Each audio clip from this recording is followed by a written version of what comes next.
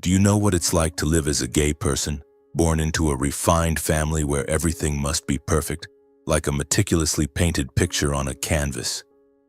Have you ever felt like you're living in a play where every eye is watching, waiting for you to play your role correctly, say the right lines, and never stray from the script? Let me tell you. My name is Julian Pierce, and this is the story of the years I lived in the shadows, where the true light of who I am was hidden beneath layers of a flawless facade. I grew up in a small town called Willow Creek, nestled among the lush green hills of Pennsylvania. The town was so small you could walk from one end to the other in less than an hour, and everyone knew each other as if the whole world was confined to a few streets. My house stood on a tree-lined road shaded by oaks, with a white picket fence and a garden my mother tended to daily. That was where I was born, where I grew up, and where I learned to hide myself. My father, Robert Pierce, was a renowned lawyer in the area. He wasn't just the legal representative for nearly every family in Willow Creek. He was a symbol of success, discipline, and standards. Tall, with a deep, resonant voice, his presence seemed to thicken the air whenever he entered a room. People respected him not only for his talent but for the way he always kept everything under control. My mother, Elizabeth, was a literature teacher at the local high school. She was gentler than my father, but beneath that gentleness was an iron resolve. She believed our family had to be a model for the entire town, flawless, without mistakes. I was the eldest son, followed by my younger brother Nathan, a mischievous but bright kid, and my little sister Sarah, whom my mother doted on like a little princess. From a young age, I knew I was different. Not different in a standout or special way, but a vague feeling, as if I were wearing clothes that didn't fit. I didn't know what to call it. I just knew I wasn't like the other boys in town. They liked baseball, gathering in backyards to brag about climbing trees or catching fish. I was different. I liked sitting alone in my room, scribbling drawings of big cities, brightly lit streets, and people I imagined were free. I loved listening to my mother read Whitman or Dickinson's poetry, letting their words carry me away from this stifling town. But that feeling of being different wasn't allowed to exist. Not in the Pierce family. My father always said, "You're the eldest son, Julian. You have to set an example." Setting an example meant getting good grades, being obedient, never talking back, and most importantly, never doing anything to bring shame to the family. My mother was gentler, but her looks and her words, like, "Julian, you need to try harder to make your father happy," always made me feel like I was wearing a heavy mask. I didn't want to disappoint my parents. I loved them, and I knew they loved me in their own way. But that love came with expectations I wasn't sure I could meet. When I was 10, I vividly remember one summer evening. The family was gathered around the dining table, the warm yellow light illuminating the plates of food my mother had prepared. My father was recounting a case he'd just won, his voice brimming with pride. Nathan and Sarah were laughing and joking while I sat quietly, focusing on my food. Then my father turned to me and asked, "Julian, how was school today? What did your teacher say about your math test?" I hesitated, knowing my math score wasn't as high as expected. I got an 85, sir." Silence. My father's gaze was icy, as if I had committed an unforgivable sin. 85? Do you think 85 is enough to get into a good college? Do you think it's enough to bring honor to this family? I lowered my head, feeling a weight pressing down on my chest. My mother placed a hand on my shoulder but said nothing. She never contradicted my father. Moments like that repeated themselves year after year. I learned to stay silent, to smile even when my heart was cracking. I studied hard, not because I wanted to, but because I didn't want to see my father's disappointed look. I joined the school basketball team, even though I hated the feeling of sweaty skin and the loud cheers. I did everything to become the son my parents wanted, but deep inside, that sense of being different grew like a shadow creeping into my soul. When I was 15, I began to realize that feeling had a name. I didn't dare say it out loud or think about it for too long, but it was there, as clear as the sunlight streaming through my bedroom window every morning. I liked looking at my classmate Tommy in a way I shouldn't have. Tommy had messy blonde hair, a smile as bright as summer, and the way he ran on the basketball court made my heart beat faster than usual. I was terrified. I lay in bed at night, staring at the ceiling, wondering if I was a mistake of creation. I prayed, as my mother had taught me, asking God to fix me, to make me normal. But nothing changed. I started hiding myself even more carefully. I avoided looking at Tommy too long, avoided the stories about girlfriends that the boys in class loved to share. I buried myself in books and in secret drawings I hid under my bed. But even those drawings betrayed me. They weren't of pastoral landscapes or Willow Creek houses. They were of people, of boys, of eyes I didn't dare meet in real life. I knew if my parents found them, I would no longer be Julian Pierce, the eldest son of the family. In my final year of high school, the pressure intensified. My father had planned my future. I would study law like him at a prestigious university. "It's the only path, Julian," he said, as if there were no other options. I nodded, but inside I just wanted to run away. I wanted to go somewhere I could be myself, even though I still didn't know who that was.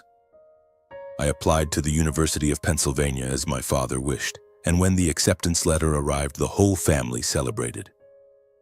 My father clapped me on the shoulder, and for the first time I saw him smile at me like that. "Well done, son. You've made me proud." But I didn't feel proud. I felt like I was stepping into a lavishly decorated prison. The day I left Willow Creek for Philadelphia, my mother hugged me tightly. "Remember, Julian," she whispered, "you are the hope of this family." I nodded, but as the bus rolled away, I looked out the window, watching the hills fade into the distance. And for the first time, I felt a sliver of freedom. I didn't know that freedom would soon turn into a storm, sweeping me away from everything I had ever called home. But that's a story for the years that followed. For now, I was just an 18-year-old boy carrying heavy secrets and a heart full of scars, stepping into a new world. I didn't know that world would both liberate me and destroy me, and then, in a miraculous way, rebuild me from the ground up. The University of Pennsylvania was a completely different world. Ancient moss-covered buildings, cobblestone paths filled with students whose eyes sparkled with dreams, and an atmosphere of freedom so palpable it felt like I could breathe it in. I studied law as my father wanted, but my heart wasn't in the thick tomes on civil or criminal law. It was in the evenings when I sneaked out to the small corners of the city, to little cafes, makeshift art galleries, and people who lived true to themselves. I started drawing again, no longer hiding my sketches under the bed. I drew streets, faces, and dreams I hadn't dared to name. Then I met Luke. He came into my life like a gust of wind, unexpected and irresistible. Luke was a junior, an art major with messy black hair, eyes as blue as an autumn sky, and a smile that made me forget how to breathe. We met in an elective art history class I'd signed up for just to escape the dry hours of law. He sat next to me, his fingers smudged with ink, and asked if I wanted to share a coffee after class. I agreed, though my heart pounded like it might burst. Luke was the first person who made me feel like I didn't have to hide. He told me about his family in Ohio, about coming out as gay at 16, and how his family, though not fully supportive, had accepted him. "Just be yourself, Julian," he said, his voice gentle but firm. "The world is big enough for all of us." I looked into Luke's eyes, and for the first time I thought I might be able to do it. Maybe I wasn't a mistake of creation. We started dating secretly at first because I was still afraid. Afraid of the gazes of those around me, afraid someone from Willow Creek might see me. But Luke had a way of making me forget my fears. We walked along the Schuylkill River hand in hand when night fell and no one was watching. We sat in small bars where dim lights and jazz music made me feel like I was living in a movie. The first time I kissed Luke under the glow of a street lamp, it felt like the world stopped turning. That was the moment I knew I couldn't go back, couldn't keep living in the shadows. But freedom came at a cost. Every time I called home, my mother's voice was still gentle but distant, as if she sensed the change in me. My father always asked about my grades, about law internships, and I had to lie. I told them everything was fine, that I was still on the path he'd laid out for me. But I knew the truth couldn't stay hidden forever. I knew one day I would have to face them and myself. In my final year of college at 22, I decided to tell the truth. I was tired of living two lives. One Julian in Philadelphia, free and in love with Luke, and another Julian in Willow Creek, obedient and perfect. I wanted to be one person even if it meant losing everything. I planned carefully. I would go home after graduation with my law degree in hand to prove I hadn't let the family down. I would sit down with my parents, tell them I was gay, that I loved Luke, and that I was still their son despite being different. The day I returned to Willow Creek, a light rain was falling. The old house was the same as ever, with its white picket fence and my mother's carefully tended garden. I walked in, my suitcase clattering on the wooden floor. My mother hugged me, but I could feel the tension in her embrace. My father was in the living room reading the newspaper, his gaze as cold as always. Nathan and Sarah were there too, but they were busy with their phones and didn't pay much attention. Dinner passed in silence, with only the sound of silverware clinking against plates. I waited, my heart pounding, my hands trembling so much I had to hide them under the table. After dinner, I took a deep breath and said, "Dad, Mom, I have something to tell you." The air in the room grew heavy. My mother looked at me, her eyes filled with worry. My father folded his newspaper slowly, as if he knew what was coming. I told them about Luke, about how I had been living true to myself, about being gay. I tried to keep my voice steady, but every word felt like a knife cutting into my heart. I said I still loved them, that I still wanted to be part of the family, that I hoped they would understand. Silence. A terrifying silence, as if the whole world was holding its breath. Then my mother started crying. Not loud sobs, but quiet tears streaming down her cheeks. My father stood up, his face red, his eyes blazing with anger. "What did you say?" his voice thundered. I repeated, my voice trembling. "I'm gay, Dad. I just want to live true to myself." He stepped closer, so close I could feel his hot breath. "You're not my son," he growled. "You're a disgrace." I stood frozen, as if the blood in my veins had stopped flowing. My mother covered her face, saying nothing. Nathan and Sarah looked at me, their eyes full of confusion and fear. I tried to explain, to say I was still me, still Julian, but my father cut me off. "Get out of my house now."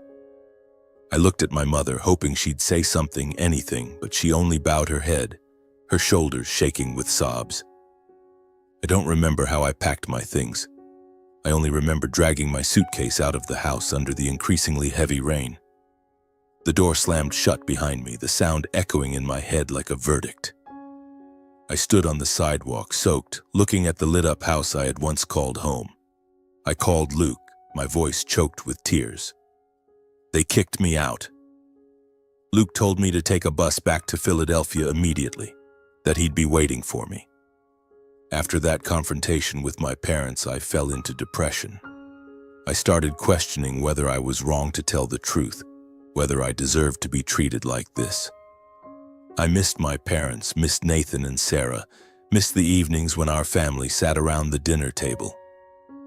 I wrote a 3-page letter to my mother telling her about my life, about Luke, about how I still loved her. I sent it but never got a reply. I called home but no one picked up. I felt like I was dead to my family. But Luke didn't let me sink too deep. He pulled me out of the darkness little by little. "I know you're hurting, Julian," he said, holding my hand. "But you can't let them define who you are." Luke helped me find a stable job as an assistant at a small design studio in Philadelphia. I started drawing again, not to hide, but to heal. Each brushstroke was a way to reclaim myself. Still, the pain lingered. Every time I saw a family pass by, laughing and talking happily, it felt like someone was squeezing my heart. I missed Willow Creek, my mother's garden, my father's warm voice when he wasn't angry. I knew I couldn't go back, but I couldn't stop hoping. Hoping that one day they would understand. hoping that I could still be their son. I began to feel that Philadelphia was no longer a place I could stay. Every street corner, every cafe reminded me of the days I secretly loved Luke, of the unanswered calls, and of the door in Willow Creek slamming shut behind me. Luke sensed the suffocation within me. One winter evening, as we huddled in our small apartment, Luke took my hand and said, "Julian, let's get out of here.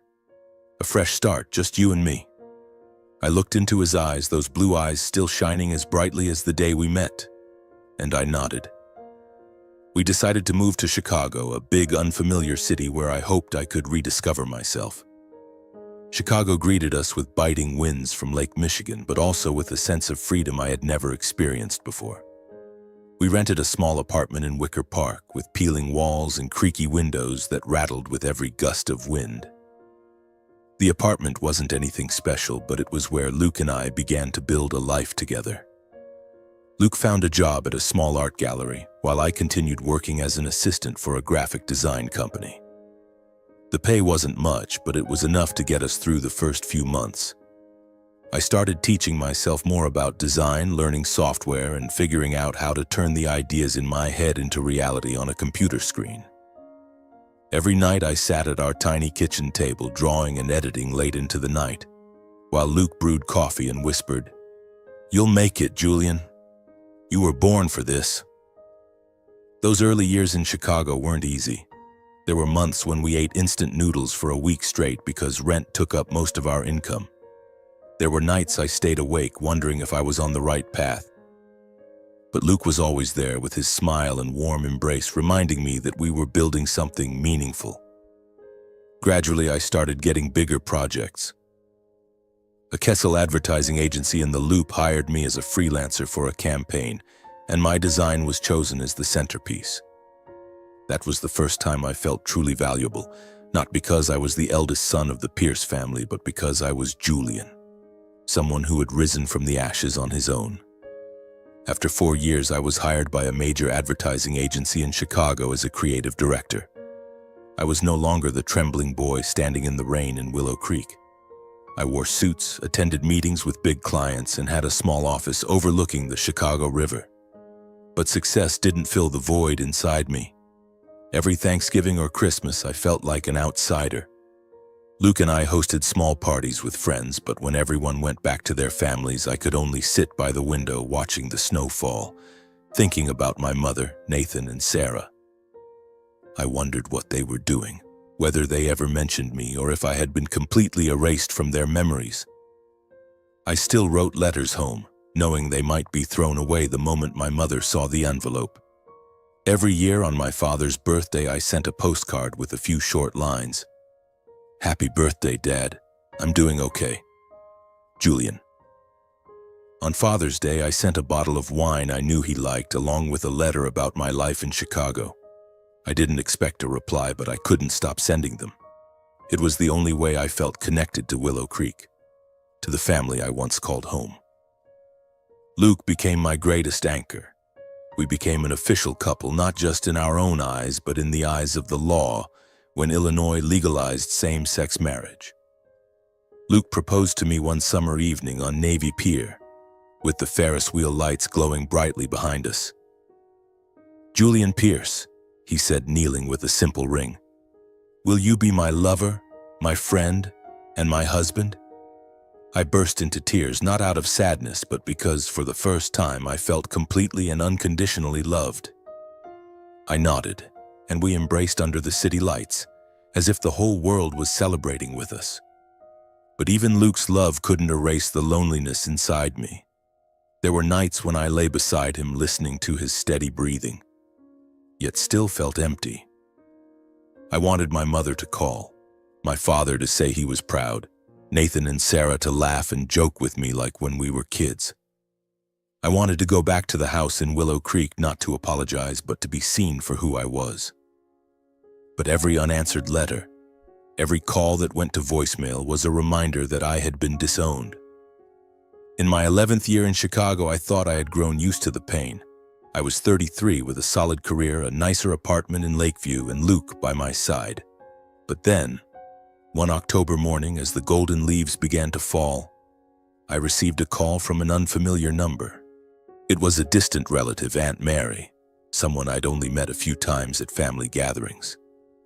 Her voice trembled over the phone. "Julian, I'm so sorry. Your father passed away. A stroke.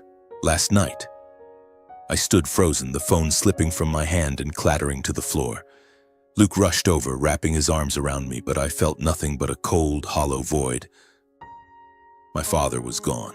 The man who had been the center of my world, who had kicked me out of the house, who I kept writing to despite never getting a reply, was no longer here.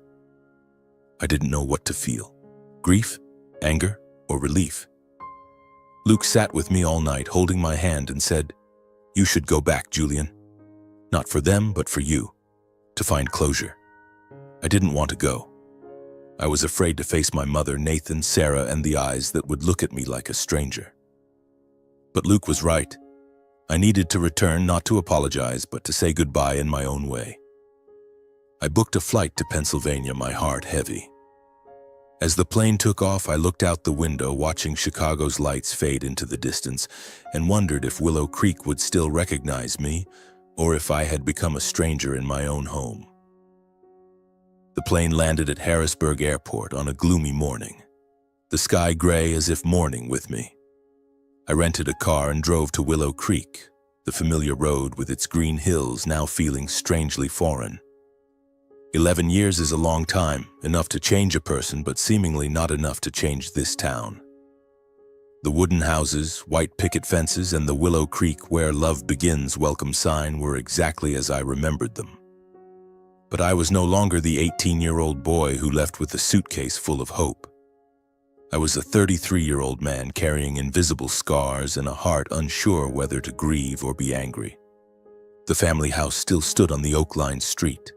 The white picket fence was now faded, and my mother's garden no longer meticulously tended. I parked in front of the gate but didn't dare step inside. I was afraid to see my mother, afraid her gaze would be as cold as it was the day she let my father kick me out.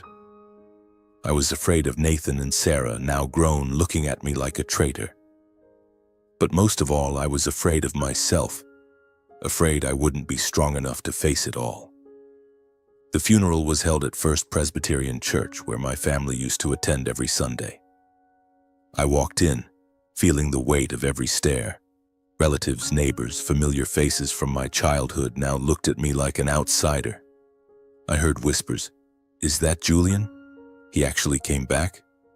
Only showing up now that his father's dead, probably for the money." I bowed my head, trying to ignore them, but each word cut into my heart like a knife. I wasn't here for money. I came to say goodbye to my father, even though he once said I was no longer his son.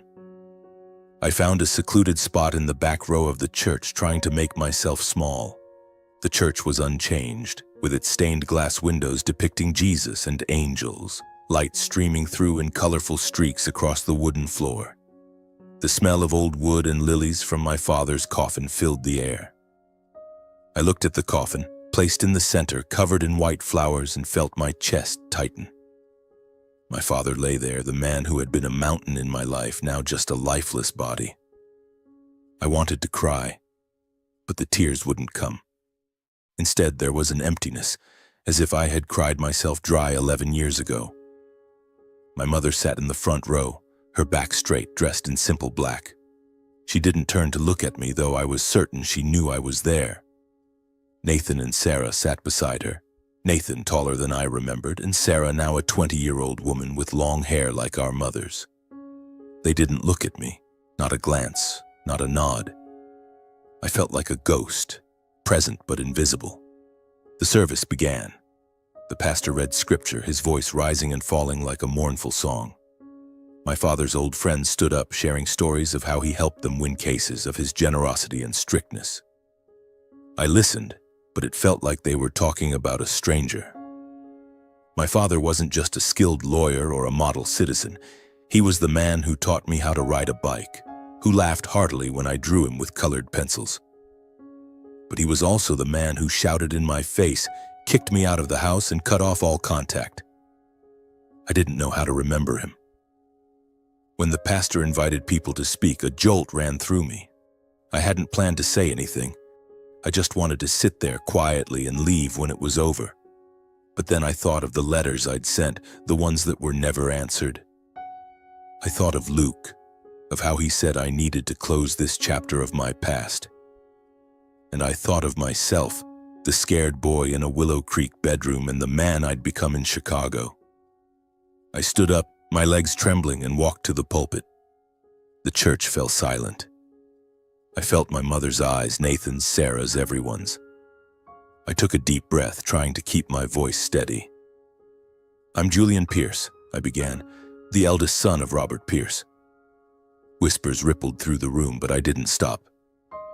My father was a complicated man. He taught me about perseverance, about never giving up. But he also taught me about pain, about being rejected by the people you love. I spoke about my father, not the perfect lawyer everyone praised, but the father in my memories. I talked about the evenings he read the newspaper, the way he laughed when Sarah danced in the living room, the time he taught Nathan how to tie a tie. I mentioned the letters I sent him, knowing he might have thrown them away. And then I told the truth. 11 years ago, my father said I wasn't his son because I'm gay. But today I stand here, not to apologize, but to say that I still love him. I forgive him. And I hope somewhere he forgives me too. Silence. No applause, no sobs. Just my mother's eyes meeting mine for the first time, cold and expressionless. Nathan looked down. Sarah clutched our mother's hand. I stepped down, feeling as if I'd lifted a ton of weight off my shoulders, but also reopened an old wound. I didn't know if I'd done the right or wrong thing, but I knew I needed to say those words. After the service, I stood outside the church watching people leave. A distant relative, Uncle George, patted my shoulder and said, "That was brave, Julian. But don't expect them to accept you easily." I nodded, saying nothing. I didn't expect acceptance. I just wanted to see my father one last time, even if only through the words I'd spoken. That evening, I received a message from my father's lawyer, Henry Thompson. He asked me to come to his office the next morning to read the will. "The whole family will be there," he said. A chill ran down my spine. I didn't want to face my mother, Nathan, or Sarah. Didn't want to hear more cutting remarks. But Luke, over the phone from Chicago, reminded me, "You're stronger than they think, Julian. Go and face them." I agreed, though my heart felt like lead. When I walked into the lawyer's office the next morning, the air was thick with tension. My mother sat in a corner, still in black, her eyes avoiding mine. Nathan and Sarah sat beside her, silent. I chose a chair as far away as possible, trying to make myself invisible. But I knew whether I wanted it or not, today would change everything. Henry Thompson's office was on the second floor of an old building in downtown Willow Creek, with yellowed walls and the faint smell of aged paper. Mr. Thompson, a man in his 60s with silver hair and round glasses, sat behind a large wooden desk, a thick stack of documents in front of him. He cleared his throat, looked around the room, and began, "Thank you all for being here today. We are gathered to read the will of Mr. Robert Pierce." My mother nodded, but her eyes remained fixed on the floor. Nathan sat with his arms crossed, his face tense, while Sarah fidgeted with her necklace, her gaze sliding past me as if I didn't exist. I sat quietly, trying to suppress the growing unease within me. I expected nothing from this will. My father had kicked me out of the house and cut off all contact. I was only here to close a chapter of my life, to say a final goodbye to him, even if just through words on paper. Mr. Thompson began reading, his voice steady like a recitation of scripture. He spoke of my father leaving the house and most of his assets to my mother, a scholarship fund in his name for the local high school, and a small sum for Nathan and Sarah to start their own lives. I listened, unsurprised. It was what I had expected, a fair will, reflecting the impeccable image my father held in the community. I assumed my name wouldn't be mentioned, and I had prepared myself for that. But then Mr. Thompson paused, pushed his glasses up, and looked directly at me. "Before we proceed," he said, "Mr. Robert left a video.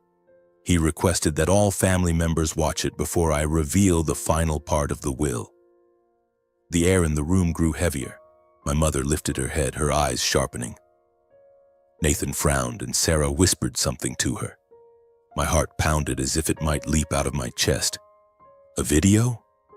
My father, always stoic and practical, wasn't the type to leave emotional messages. I didn't know what to expect. Mr. Thompson opened a laptop and the screen lit up. My father's face appeared, older and more tired than I remembered. He sat in his study, light from the window illuminating his silver hair and the deep wrinkles on his forehead. His voice was frail but carried the authoritative tone I had once feared. "If you're watching this video," he began, "then I'm no longer here." I heard my mother draw a sharp breath and Sarah clutched her hand tightly. I sat motionless, my eyes glued to the screen, not daring to blink. My father coughed lightly, then continued, "I've lived an imperfect life. I tried to be the best husband and father I could, but I know I made mistakes. Especially with my eldest son, Julian." My name coming from his lips felt like a punch to the chest. My mother turned to look at me, her eyes filled with shock and anger. Nathan muttered something, but I couldn't make it out. All I could hear was my father's voice, weak but clear, cutting through the 11 years of dust. "Julian," he said, looking directly into the camera as if meeting my eyes, "I was wrong to kick you out of the house. I was wrong not to listen, not to try to understand you. I read every letter you sent, every postcard, every gift. I kept them in my drawer, and each time I read them, I felt regret. I never had the chance to tell you I'm sorry, to hold you one last time." Tears welled up, though I tried to hold them back. I saw my mother bow her head, her shoulders trembling. Sarah sobbed, and Nathan clenched his fists, his face flushed. I didn't dare look at them. I just looked at my father, the man who had been a mountain in my life, now admitting his mistakes before leaving forever. "I don't expect you to forgive me," he continued, "but I want to do the right thing, even if it's too late. Julian, I'm leaving you 50% of my estate as a way to make amends. I hope you'll use it to live the life you deserve." The screen went dark. Silence engulfed the room, heavy like a storm about to break. Then my mother stood abruptly, her voice trembling with anger. "What is this, Henry? Some kind of joke? Robert wouldn't do this. He doesn't deserve it." Sarah sobbed loudly, shouting, "Why would Dad do this to us? He left for 11 years and now he comes back to take everything." Nathan slammed his fist on the table, his eyes blazing. "I'll sue. This will isn't legal. Dad couldn't leave half the estate to someone like him." I sat there, stunned, not because of the money. I had never thought about my father's estate, but because of his words. He had read my letters, he had kept them, he had regretted, but my mother's words, Nathan's, Sarah's, cut into me like knives. I wanted to stand up, to run away, but then I thought of Luke, of how he always reminded me I was stronger than I thought. I took a deep breath, stood and looked directly into my mother's eyes. "I didn't come here to take anything from anyone," I said, my voice calmer than I expected. "I came to say goodbye to Dad, but if this is his wish, I'll honor it. I'll protect what he left me, not for the money, but because it's his way of saying sorry to me." My mother stared at me, her eyes a mix of anger and pain. "You're not my son," she said, her voice cold as ice. "You were never part of this family." Her words were a final cut, but I didn't collapse. I had heard similar words 11 years ago and I had survived. I would survive again. Mr. Thompson raised his hand, his voice firm. "The will is completely legal, drafted when Mr. Robert was of sound mind. Any disputes will be settled in court, but I advise you to respect his wishes." Nathan stood, shoving his chair back, and stormed out, Sarah running after him. My mother gave me one last look, then turned away without another word. I left the office, my feet heavy as lead. I didn't feel victorious, only a deep sadness. My father had left me half his estate, but he couldn't give me back the years I'd lost, couldn't erase my mother's cold gaze or Nathan and Sarah's hostility. I stood on the sidewalk, watching golden leaves fall, and wondered if I really wanted to return to Willow Creek ever again. That night, I stayed at a small motel on the outskirts of town. I called Luke and told him everything. "You did the right thing by standing up," Luke said, his voice warm over the phone. "Your father saw you, Julian. Even if it was late, he saw you." I cried for the first time since learning of my father's death. Not out of grief, but because for just a moment I felt I was no longer invisible. The next morning, I drove back to the old house in Willow Creek. The air in the town felt heavy, as if the entire community was abuzz about my father's surprising will. I overheard whispers when I stopped to buy coffee at a roadside diner. He came back to take his father's money.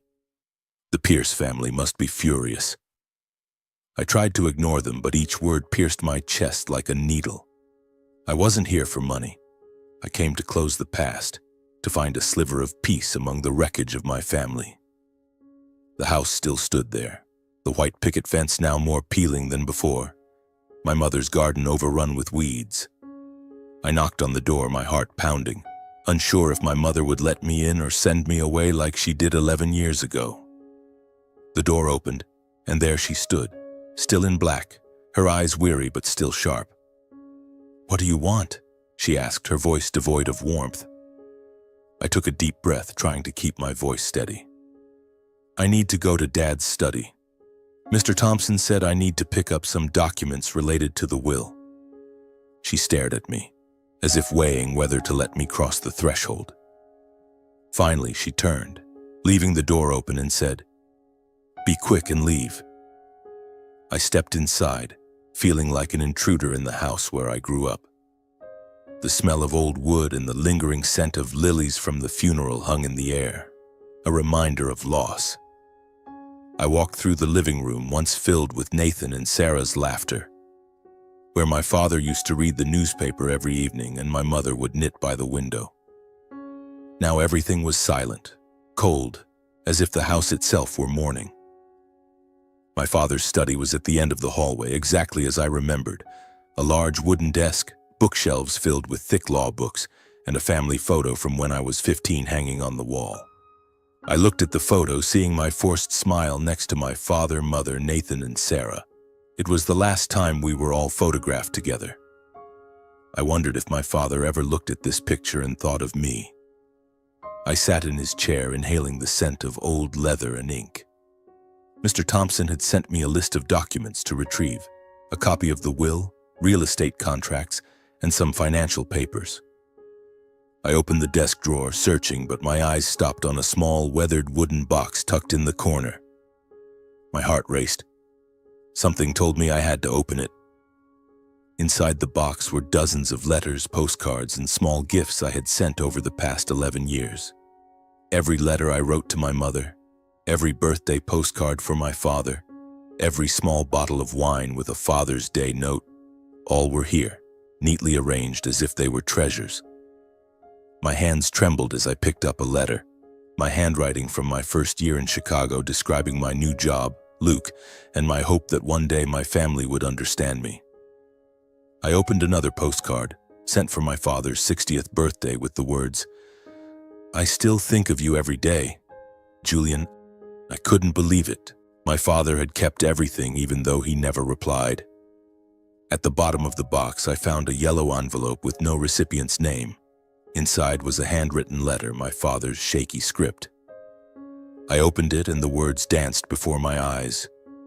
"Julian, if you're reading this, it means I'm no longer here. I didn't have the courage to say sorry while I was alive. I was wrong, Julian. I let fear and prejudice blind me to the love I had for you. I read every letter you sent, and each time I wanted to call you to tell you I was proud of you, but I couldn't. I can only hope that by leaving you a part of me, I can make up for some of my mistakes. I love you, Julian. I always have." Tears fell, dripping onto the paper, smudging the ink. I clutched the letter to my chest, feeling as if my heart were breaking and healing at once. My father had seen me. Though late, though through words never sent, he had seen me. I sat there in his study, crying like a child, crying for the 11 years of loss, for the unanswered letters, and for a father who loved me in a way he never spoke aloud. My mother's footsteps pulled me back to reality. She stood in the doorway, her gaze still cold but tinged with something different, as if she were holding something back. "Did you find what you needed?" she asked, her voice slightly unsteady. I held up my father's letter but said nothing.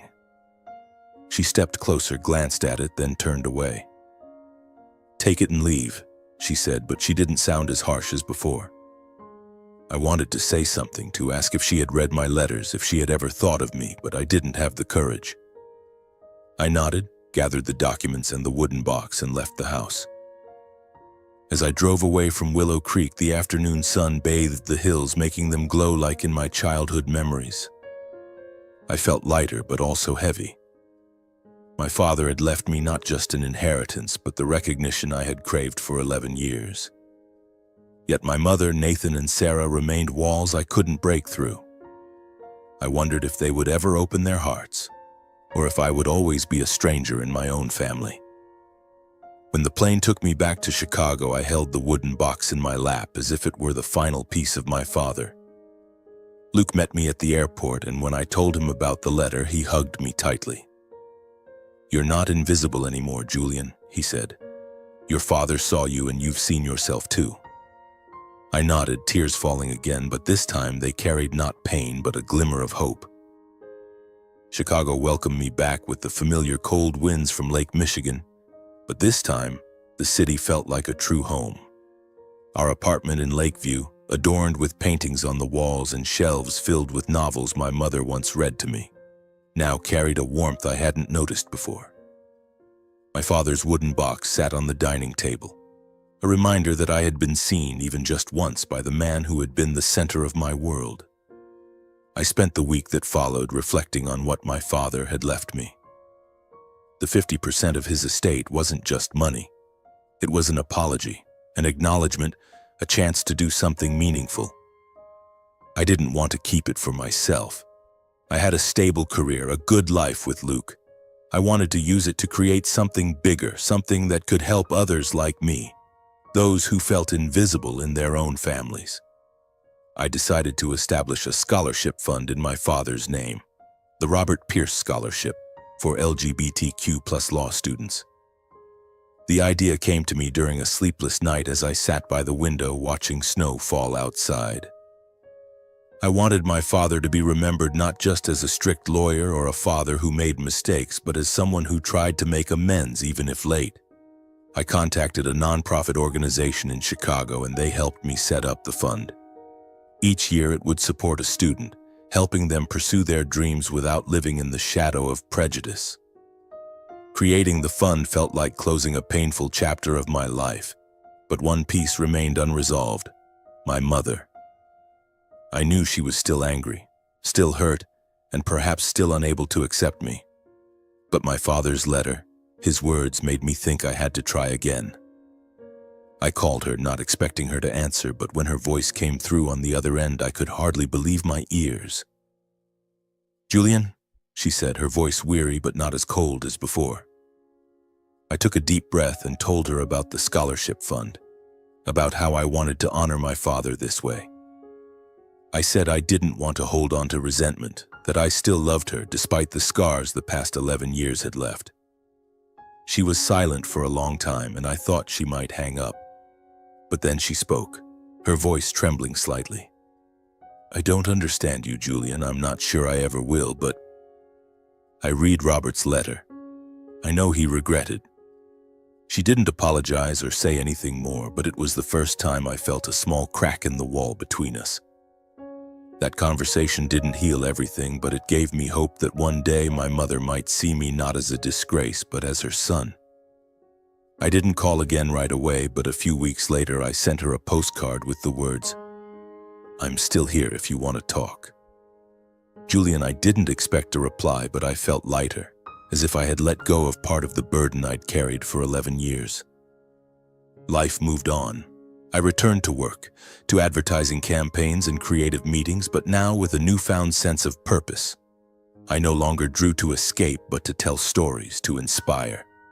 And then, One spring evening, as cherry blossoms bloomed along the Chicago River, Luke did something I never expected. We were walking along the river as we often did. Luke held my hand, his voice trembling slightly as he spoke. "Julian, you've given me a home, a life, and your heart. Now I want to ask you something." He knelt down, right there on the cobblestone path, and pulled out a simple silver ring. "Julian Pierce, will you marry me?" I stood frozen, tears welling up before I could process them. I nodded, pulled him to his feet, and we embraced, laughing and crying under the fiery sunset. "Yes, Luke. Yes." Our wedding took place on a summer afternoon in a small garden on the outskirts of Chicago. Friends, colleagues, and a few distant relatives from Luke's family in Ohio were there. I didn't invite my mother, Nathan, or Sarah, not because I didn't want to, but because I knew they weren't ready. But I left an empty chair with a framed photo of my father on it. In the frame was a picture of him teaching me to ride a bike when I was young, both of us smiling brightly. I looked at the photo, and in that moment I felt no anger or resentment, only a gentle sadness like a breeze passing through. As Luke and I exchanged vows, I felt like I had found a new family, not the one I was born into, but the one I chose. Luke, with his smile as bright as summer, was my true home. And as we cut the wedding cake, I looked around at the joyful faces and knew I had weathered the storm. I sit in our small apartment, the light from a candle on the dining table flickering, casting shadows on the paintings I made for Luke. Tonight is a quiet night, just me, a journal, and thoughts flowing like the river outside. I write, not to send to anyone, but to reach those like me. Those who have felt they belong nowhere, who thought they had to hide their true selves. If you're reading these words, I want you to know you're not alone. There will be days when it feels like the whole world has turned its back on you, like your family doesn't see you, like you're unworthy of love. But I've been there, in the shadows, in the fear, in the long nights, wondering if I was a mistake. And I made it through. Not because I'm stronger than you, but because I learned that love for yourself, for the family you choose, can heal the deepest wounds. I think of my father, of the letter he left, of how he tried to make amends even when time had run out. I think of my mother, of our last phone call, of the small crack in the wall between us. I think of Luke, who held my hand through every storm, and of the scholarship fund in my father's name, helping young students live true to themselves.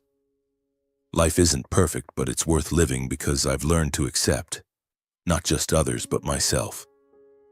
I set the pen down and look out the window. Luke walks in, placing a mug of hot tea beside me and kissing my forehead lightly. "Finished writing, my author?" he asks, his smile lighting up the room. I nod, pulling him to sit beside me. We gaze at the candle together, its soft light dancing like a promise of better days. My story doesn't end here, but the cycle of grief, loss, and healing has come to a close. I'm no longer the frightened boy in Willow Creek, nor the man standing in the rain 11 years ago. I am Julian Pierce, a husband, a creator, and above all, myself. And the light from that small candle in our apartment is proof that I've found a chance to be reborn.